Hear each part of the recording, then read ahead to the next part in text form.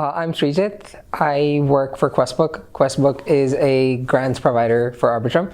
Not the grants provider. Arbitrum has multiple grant programs, and Questbook leads one of the grant programs through this model called the delegated domain allocation model, where we had 4 domain allocators across 4 domains elected by the DAO to lead their domains. So we initially had a season of grants with $1 million across education, dev tooling, new protocol ideas, and gaming.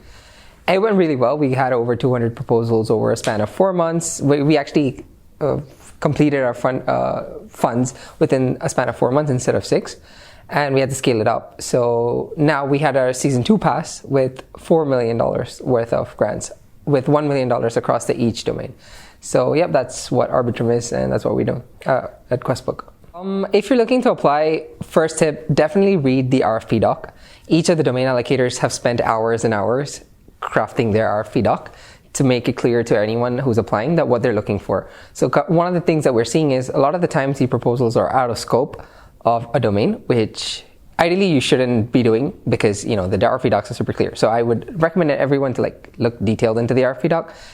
Second, if you're asking for funding, be super specific with where you want to use the funds. We don't want people to treat grant as a free money scheme to get anything, because these domain allocators are experienced folks who know how to do their due diligence. So what I'd recommend is be very clear and specific about how you want to use your grant funding and not just general about it, because the more detailed your proposal is and the more specific it is, the faster the process of it getting accepted or rejected.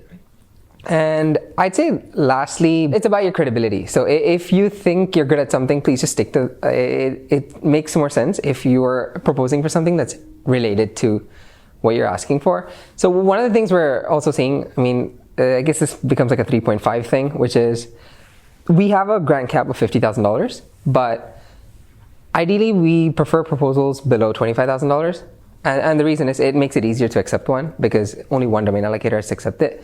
If it's above 25 and it's below 50, 2 of them have to accept it.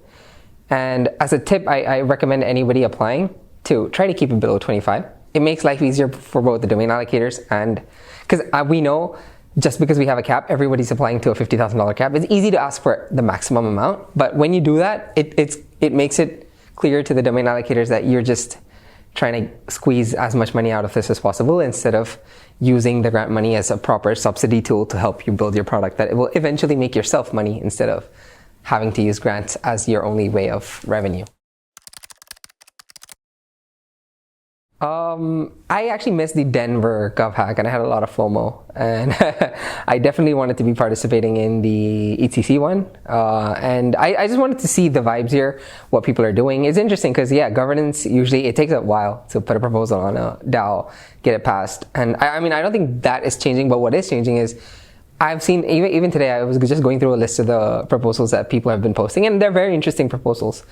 And it's nice to see that when we bring people together, there's a faster creation of needed proposals for the DAO. This creates more desire to make a good proposal. Otherwise, if we're alone in our own rooms, some of us have the desire, some of us don't. But by bringing us together, I think it makes it a lot easier for us to kind of move the DAO forward.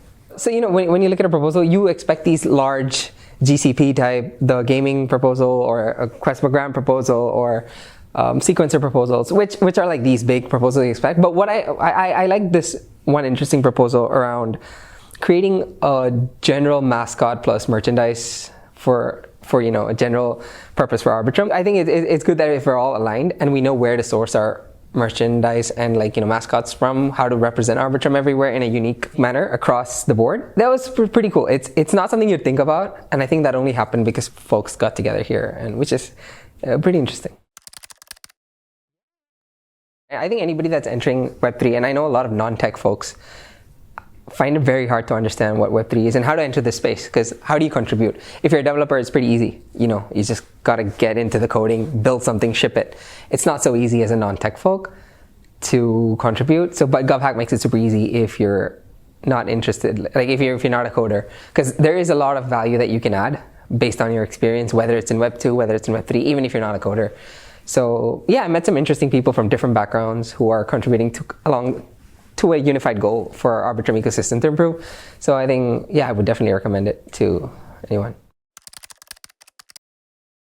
I think what I would change is actually being implemented through the GovHack proposals. I mean, even I'm participating in one of it where I was hoping to increase the local hub participation, and I like that track, and I just joined one of my teams. So I'm hub hacking through this GovHack on a proposal like that. So ideally, I'd love to see more diverse representation, and of course, see a GovHack happening or some sort of big Arbitrum event happening in Asia. Because it's always the Americas or the Europe, which is great, but it's hard for us Asians to come because of our visa and everything. So it'd be super cool to see an Arbitrum event pop out of, Asia, India, anywhere really. That would be a very different vibe to what you guys have already done in the US and now in Europe.